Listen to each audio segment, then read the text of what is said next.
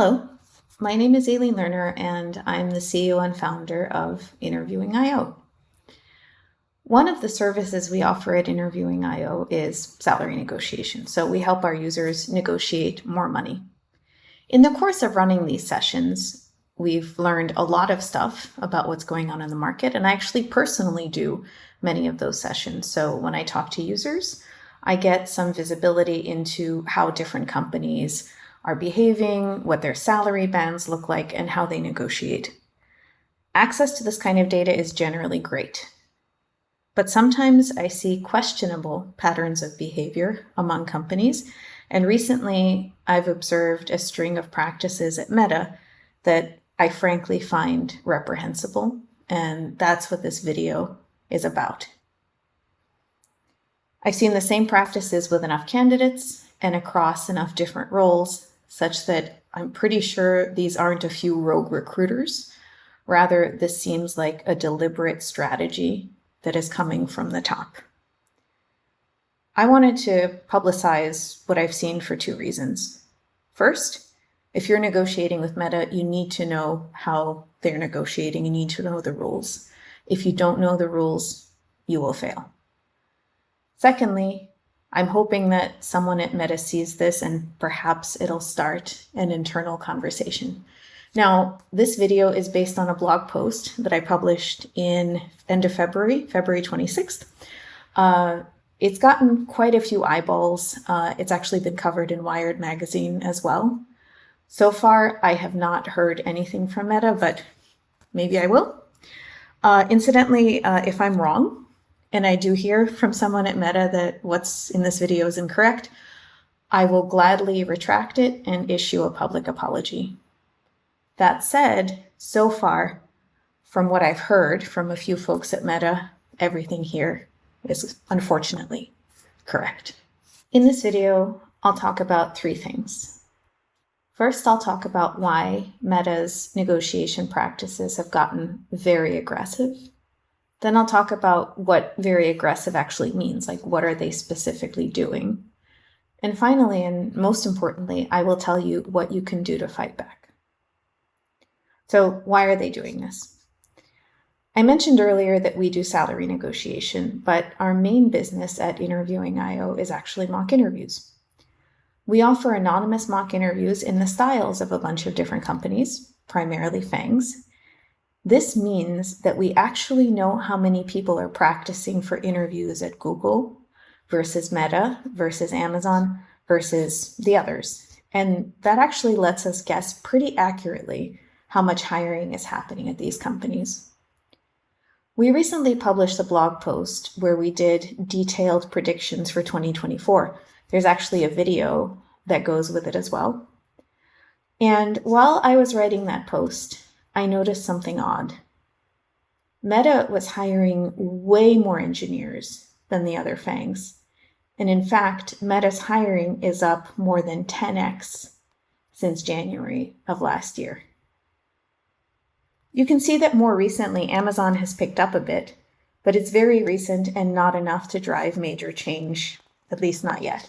And of course, Netflix is hiring, but Meta's Eng team is more than 10x the size of Netflix's. So in the absolute, unfortunately, Netflix's hiring volume isn't enough to balance Meta out. For all intents and purposes, Meta is the only FANG that's really hiring at scale. And they're getting away with treating candidates very poorly as a result. So what is Meta actually doing? Well, here's how they run their hiring process. These practices have been consistent across every negotiation client we've had in the past 6 months or so. This is dozens and dozens of people. Just some context first. Meta's hiring is centralized, which means that you enter one big interview process that's completely divorced from the team that you might end up on. And you interview with people that you might not work with, let alone ever see again. If you do well, there will be a team matching component after you pass the onsite, but before you get an offer. With that in mind, here's how they run their process once you actually pass the onsite and get the green light. First, there's a team matching process that runs. This can take days or weeks, depending on how many teams you speak to and how many conversations you have with the people on each team. You'll speak with hiring managers to gauge fit and chemistry, and if you like, you can also talk to prospective peers. We've heard that sometimes you get the chance to talk to a handful of teams, and sometimes it's over 10. Now, sometime after or during the team matching process, you'll probably find out that you've been down-leveled. In fairness, down-leveling isn't a new thing. It's always been happening. But ever since the downturn, it's gotten a lot more frequent. And again, in fairness, it's not just Meta. Down-leveling is more frequent at most tech companies. Your recruiter will often cite your performance in the system design interview or perhaps in the behavioral interview. And according to a recent survey we did, something like 55% of Meta candidates get down-leveled. In fairness, this is going to be more likely for generalist software engineer roles rather than something more niche, like a machine learning engineer. But it's still more likely than it used to be. Now, here's the part where things start getting dicey. After you get your team and you find out if you've been down-leveled or not, you're going to get an offer. But the problem is that it's going to be a lowball offer. And not only is it going to be a lowball offer, but it's going to be a lowball offer with a very aggressive expiration date, potentially just a few days to decide. So how lowball is lowball? According to stories we've heard, your recruiter will probably make you an offer that's $50K or more below the average that you'll see on a site like levels.fyi. And you usually just get a couple of days, as I mentioned, to make that decision. Now, if you were down-leveled, your offer may include a small signing bonus as a consolation prize, but it will likely not. Okay, now this is where things get even more dicey. After you get your lowball offer, your Meta recruiter will refuse to negotiate unless you can show them offers from comparable companies. And they're very blatant about it, right? So your recruiter will say something like, if you'd like to increase your offer, I can take this to the compensation committee, but I need a compelling reason. And of course, by compelling reason, they mean another offer. Now, if you happen to have other offers, especially from companies that are competitive with Meta, your recruiter will immediately apologize for lowballing you, saying something silly like, oh, those are just automatic numbers from our computer. And then they will raise the numbers by 100K or more in first year's TC. If you do not have competing offers from companies that Meta takes seriously, you will be stuck with that lowball offer. You may be able to negotiate a small signing bonus, but not necessarily. Okay, so now that you know how they run their negotiations, what can you actually do? In short, these are the steps, and there are 5 steps, and it's going to be fairly labor intensive, just warning you guys. I hope that in the future, when Meta no longer has a monopoly on hiring, these won't be necessary, but right now, this is what you have to do. First, don't share anything with your recruiter until you're ready to negotiate. I'll talk a little more about that in a moment. Second, and this sounds easy to say, but it's really, really important, make sure that you have other offers. Then, to make sure that all your offers come in around the same time, you're going to need to slow play the team matching portion of the process. While you're doing team matching, you're going to need to build rapport with every hiring manager that you talk to, and that includes getting their emails for later, and you'll see why. And then finally, you're actually going to negotiate, but if you've done the other 4 things, this is almost going to feel like an afterthought. This is the easy part. All right, so let's break down each of those steps. Okay, so first thing, don't share anything with your recruiter. We wrote a whole post about how to avoid sharing information with recruiters and why. It's called Don't Sabotage Your Negotiation Efforts Before They Even Start, and we'll link that down below. But here's the TLDR for why sharing stuff is bad. You probably know why sharing compensation expectations is bad and why sharing salary history is bad. But what you may not know is, why is it bad to actually share where else you're interviewing and where you are in the process? I think the best way to answer why it's bad is to actually go through an example. So let's pretend that you're interviewing at Meta and you're actually also at on-site stage with Google and a few startups. So let's say you reveal that to your recruiter. So recruiters know how long processes take, and your Meta recruiter will immediately do the math and start asking you in a few weeks if you got to team matching or if you got an offer with Google. Now, Meta knows that Google is the only possible offer on the table, my notes here, that they should be worried about. They and other big companies don't take startup offers nearly as seriously because equity is basically monopoly money until it's not. Mostly it is. And even if you don't reveal the cash portion of your comp, Meta will assume that startups can't match them in base salary, and most of the time they're going to be right about that. So let's say you didn't pass the Google on-site, and no matter how many companies you're interviewing at, odds are you will not pass the on-site at some of them. It's going to be hard not to share that with your Meta recruiter when you're persistently asked about it, unless you're a psychopath or a sociopath. I always get them confused, but unless you're one of those, it's going to be really, really hard to kind of keep a stone face about it. And then they're going to figure it out. And now you've lost leverage because in this specific example, Meta now knows that you cannot possibly have any other big tech company offers. Now, let's say you do perform well in your Google on-site. That's great, but the team matching process can actually take a while. Now, Google is, I think, in the middle of moving away from a fully centralized process more to a decentralized one where you actually get matched with a team before you start the interview process, but they're not fully moved over yet. So the broader point still stands. So now if Meta's about to make you an offer and they know that team matching at Google is going to take a while, they're going to give you an extremely aggressive deadline to run out the clock. Now, as you heard earlier, they may give you an extremely aggressive deadline anyway, but in this scenario, they will be sure to. So, TLDR, you started in a strong position with multiple interviews, including at Google, but now you've weakened that position by sharing details. In short, there's no upside to sharing information before you're ready. There's only downside. So read the post that we linked about how to not share stuff with recruiters, but there are also a few Meta-specific tricks that their recruiters use. If you're not forthcoming about where else you're interviewing, and you shouldn't be forthcoming, they may say a few sneaky things. First, they might say something like, well, we just want to know where you're interviewing so we can intro you to other candidates who interviewed at those companies and ultimately chose Meta. That seems friendly and useful enough, but don't fall for that early in the process.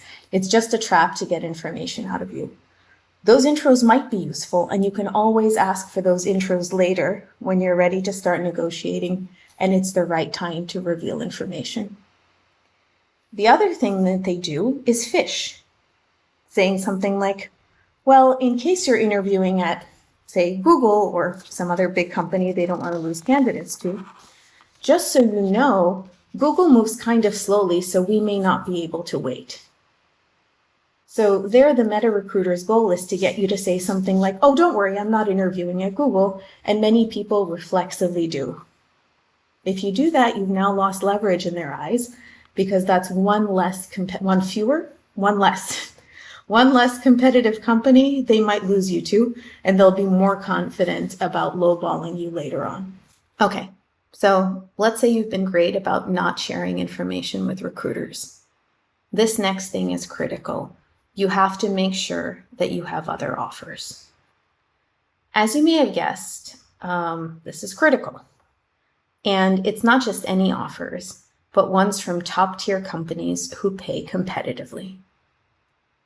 Now, I said this earlier, this is easier said than done. I realize that just saying, oh, have other offers, doesn't capture the blood, sweat, tears that go into months of interview prep, applications, emails, recruiter conversations, interviews, and rejections. We know it's a gauntlet. We know it sucks really bad. But as you'll see, it'll make a huge difference in your compensation. Now, getting other offers doesn't start when you've received your Meta offer or even when you've started Meta team matching. It should start months before. Be strategic about this and make sure that you get enough initial conversations with other FANG adjacent companies and late stage sexy startups to end up with at least one other offer, ideally at least 2 other offers.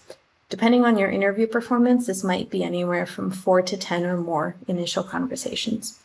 And hopefully this helps. We're going to include a list of companies that are hiring right now, at least at the time of publication of this video, down in the description. This is going to be a list that we think is competitive to Meta, and it's based on where our other negotiation clients are interviewing right now. Okay, so let's say you've been really great about lining up initial conversations.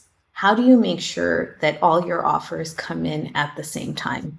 Which incidentally is critical for any negotiation, but is especially important with Meta because they take such a hard line. Without other offers, they will not budge. So, of course, you did everything you could to make sure stuff comes in at the same time. By the way, we're going to talk mostly about slow playing team matching to control the timing. But one other thing that you can do is delay your Meta onsite. Not many people know that, but it's perfectly okay to go to your recruiter and say, hey, you know what, let's schedule this instead of a week out, 2, 3, maybe even 4 weeks out. And the reason you can give, which is probably true, is that you need some extra time to prepare. One of the pushbacks I've gotten when I've suggested this to people is, well, what if their headcount changes? What if the role closes? I'll talk more about that because it applies to slow playing team matching as well in a little bit. So slow playing team matching is basically your best bet.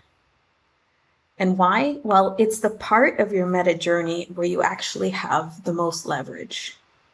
Why? Well, at this point, they know they want you, but they can't hold an aggressive offer deadline over you yet.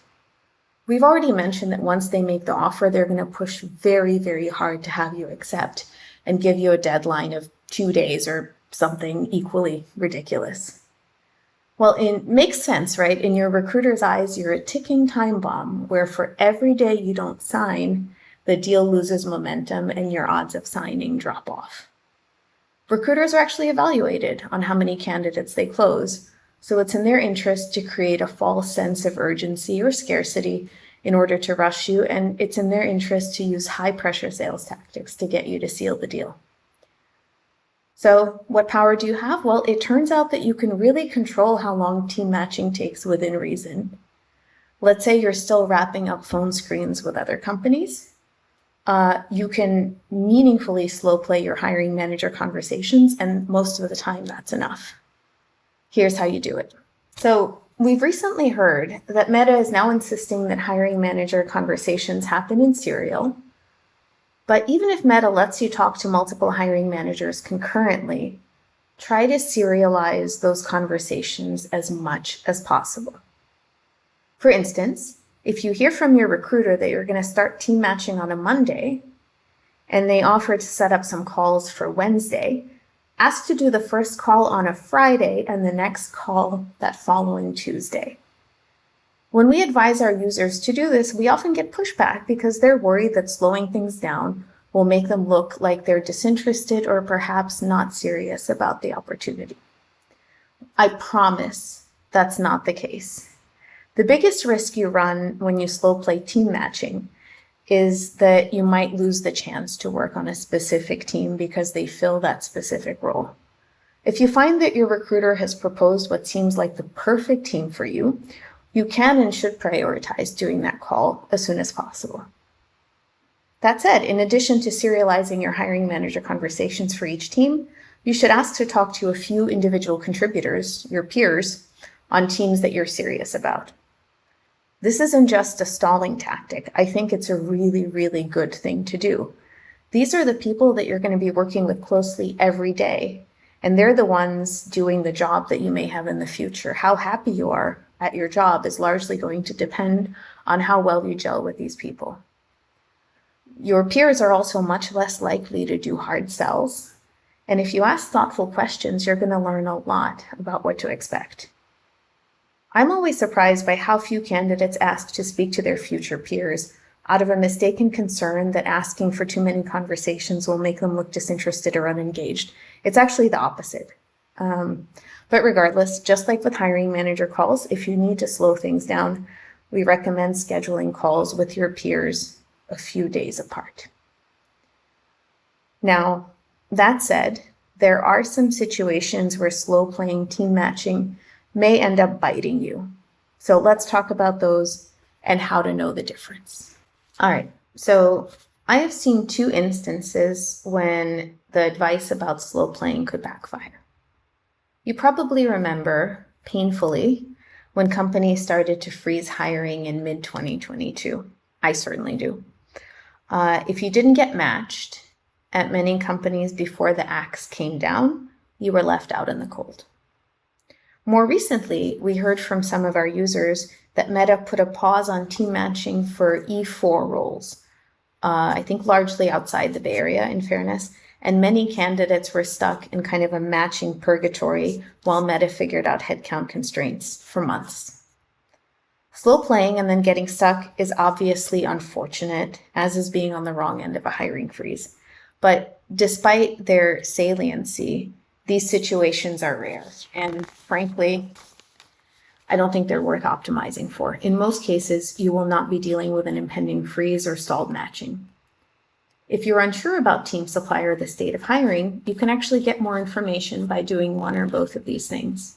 First, you can always ask your recruiter upfront to share the number of teams that candidates have had the chance to talk to on average recently. That'll give you some idea of what's going on. And secondly, we actually have a real-time graph of relative FANG hiring volume. And we'll link to that in the description. It's also linked in the post on which this video is based. In this real-time graph, you can see what portion of our mock interview volume is dedicated to practice in the style of Meta, Amazon, and Google. As I mentioned earlier, our purchasing behavior has actually lined up very well with what's going on in the market, and the rate of change in this graph should give you an idea of whether Meta in particular is slowing down. There is a dip in February and one in December, although that always happens because it's the holidays. And if you see dips like these, you may want to make sure that you always ask your recruiter about how many teams people are generally talking to and ask them for a temperature read on what's going on inside the company. If you see some warning signs, you may choose not to slow play for too long. Incidentally, this advice also applies to slow playing your on-sites. Take a look at that graph, and if things look like they're trending down, maybe slow playing your on-site is not the best idea. Outside of using the team matching process to control your timeline, there is one other important piece of tactical advice. Do your best to build rapport with hiring managers. As I said earlier, recruiters are trying to close the deal. That's their job. Hiring managers, on the other hand, are trying to lay the groundwork for a good working relationship with you. As a result, their interests are much more aligned with yours. Of course, they still want to close you, but it's not worth it to them to employ aggressive, high-pressure tactics because that may not set the groundwork for a good working relationship. And frankly, it's not something they're trained in or generally comfortable with. In fact, many of them probably hated being on the other end of that when they were looking for work. As such, hiring managers are generally going to be a lot more transparent with you about timelines, and their answers are likely going to be very, very different than what you hear from recruiters. We've advised all of our Meta candidates to ask their prospective hiring managers about when they realistically have to make a decision by, and the differences between what the hiring manager has told them. They typically say something like, "Oh, take your time, you have at least a few weeks, this is an important decision," and what their recruiter has told them, which is, "Oh shit, the sky is falling, we're talking to 50 kajillion candidates for that team, you have to sign now to ensure your spot or it's going to get filled." The differences between those are stark. And frankly, there's just no downside to building rapport with hiring managers. At the worst, you make a professional connection, and at best, you get a head start on a good working relationship with your future boss. Oh, one really, really important practical thing.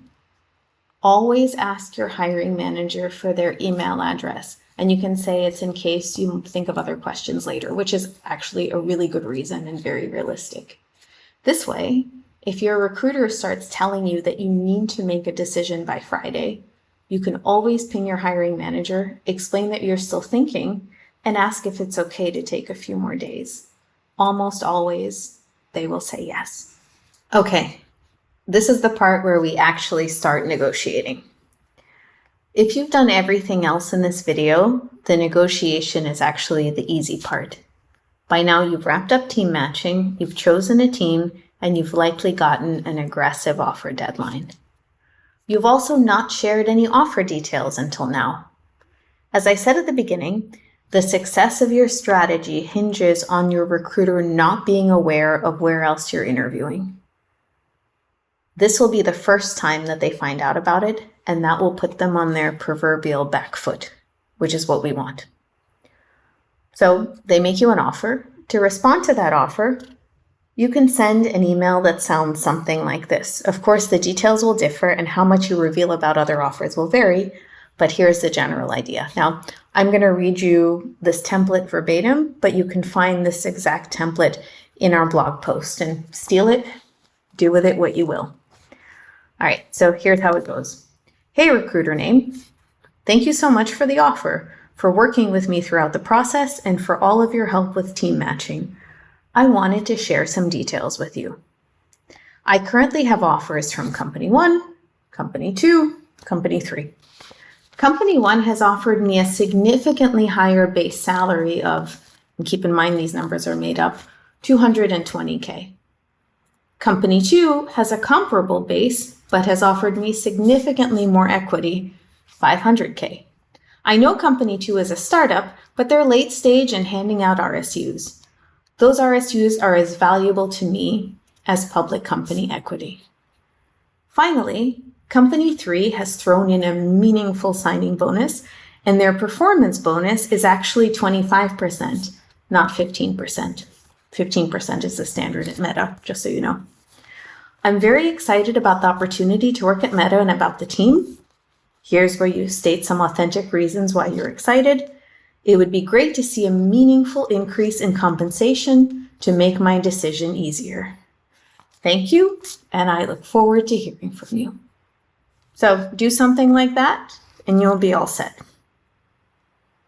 Now, in this template, I've assumed that not all of your offers are stronger than Meta's across the board, and that's why I've cherry-picked which pieces to share. Sometimes, if you're lucky, you'll have multiple offers that have a higher base, more equity, and a higher signing bonus. In that case, it's less of a game of skill. Just throw the numbers at them and they'll exceed the other offers without much prompting. If you run this play, beginning to end, your recruiter will apologize for lowballing you. Then, like clockwork, you will see a $50K to $150K jump in your offer. Precisely how much depends on where your other offers are and how strong they are. Now, after you've done all that, whether you take the Meta offer is up to you. Some closing thoughts. I'm a capitalist. I'm a founder of a startup. Of course, I'm a capitalist. Meta's behavior here is aggressively capitalistic, if short-sighted. Once the other FANGs start meaningfully hiring again, and Meta employees figure out that there's up to a $150K comp differential between people with the same job title, Meta's going to pay the piper and likely see a bunch of attrition. Ultimately, the market will correct their aggressive practices. However, I also believe that individuals have the right, not just the right, actually the duty, to be as informed as possible and to wield whatever weapons are in their arsenal to advocate for themselves, rather than waiting on the mercy of slow and indifferent market forces. As such, I hope what you've learned in this video has given you some ammunition in your arsenal and in your negotiations and helped to reduce the information asymmetry between you and Meta, a huge aggressive player with basically a monopoly on eng hiring at the moment. And I hope that if, again, if anyone from Meta is watching this, it'll spark some internal conversations about what's right. And if they don't, then other FANGs recruiters will swoop in soon enough. Thanks for watching. Let me know what you think in the comments.